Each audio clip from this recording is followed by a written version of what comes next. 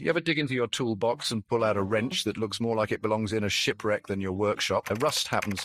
Why? We're going to dive deep into 3 different methods to banish rust, break down each technique step by step. Let's kick things off with a classic, the vinegar soak. This method is simple, effective. Now we're going to give the vinegar a little boost by adding some table salt. The salt acts as a catalyst, speeding up the reaction between the vinegar and the rust. Take your rusty tool and submerge it completely in the vinegar. We want every nook and cranny of that rust to be in contact with the vinegar. Depending on the severity of the rust, you'll want to let the tool soak for anywhere between 12 to 24. Once the soak is complete, it's time to break out the steel wool. Scrub in a circular motion, focusing on the areas where the rust is heaviest. You'll start to see the rust baking soda. We're talking a nice cloudy solution. This baking soda bath will neutralize any remaining acid from the vinegar. This will help prevent any future rust from forming. Finally, give your tool a thorough rinse with clean water and dry it completely. And there you have it. Your once rusty tool is now shiny and ready for action. Up next, we're ditching the smell and cranking up the speed with the power of citric acid. This stuff is a rust-removing powerhouse. It's wonders on rust. Now, for this method, you'll need a heat-safe container and some water. Start by heating up water. While the water is heating up, grab your citric acid powder. We're going to add citric acid powder to the hot water. And here's a pro tip. Sprinkle the powder slowly while stirring constantly. This will help it dissolve faster and prevent any clumping. Once the citric acid powder is completely dissolved, it's time to introduce it to our rusty victim. Depending on the severity of the rust, you'll want to let the tool soak in the citric acid bath for about 4 to 8 hours. And once the soak is complete, carefully remove. You'll notice that most, if not all, of the rust is gone. Finally, give your tool a final rinse, dry it thoroughly, and apply a light coat of oil for protection. Final rust removal method. We're going to use a low-voltage electrical current. For this method, you'll need a few things. Plastic tub, some water washing soda, a sacrificial piece of steel, some wire, alligator clips, and a 12-volt DC power supply. First, fill your plastic tub with water and add about a tablespoon of washing soda. It helps to conduct electricity and speed up the rust removal process. Next, grab your sacrificial piece of steel. Connect one alligator clip to the positive terminal and the other end to your sacrificial piece of steel. Now connect another alligator clip to the negative terminal of your power supply and the other end to your rusty tool. Carefully submerge both the sacrificial piece of steel and your rusty tool in the washing soda solution. Double check your connections and then plug in your power supply. As soon as you turn on the power, you'll start to see tiny bubbles forming around the rusty tool. Those bubbles are hydrogen gas. As the electrical current flows through the solution, it breaks down the rust molecules, converting them back into iron, depending on the severity of the rust. But here's a safety tip. Since we're dealing with electricity and water, it's crucial to do this in a well-ventilated area or outdoors. Hydrogen gas is flammable, so proper ventilation is key. Once the process is complete, unplug your power supply and carefully remove the tool from the solution. You'll notice a black sludge on the surface of the tool. This is the rust that has been converted into iron oxide. To remove the sludge and then rinse it thoroughly with clean water. Apply a light coat of oil for protection. Congratulations, you've successfully resurrected another tool from the clutches of rust.